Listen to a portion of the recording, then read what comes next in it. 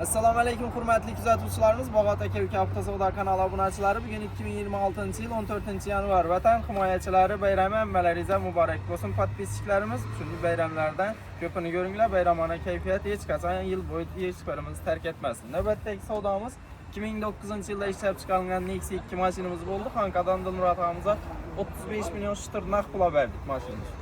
Tabriklaymiz og'a. To'ylari yaxshi kunlarimining. Like istaklar bo'lsa podpischilarga aytaverasiz. Hamma shu bayram kayfiyati bilan tabriklayman. Bayramlardan hammani Vatan himoyachilari kuni bilan hamma vatanparvar armiyaga borib kelgan yigit o'g'illarimizni hammasini tabriklayman. Zo'r gap bo'ldi. Rahmat, sog' salomat bo'ling. Mashinamiz 2009-yilda ishlab chiqarilgan metan gazlar bor. Tayyor holatdagi mashinamiz 35 million so'm naqd shitra bo'ldi savdosi.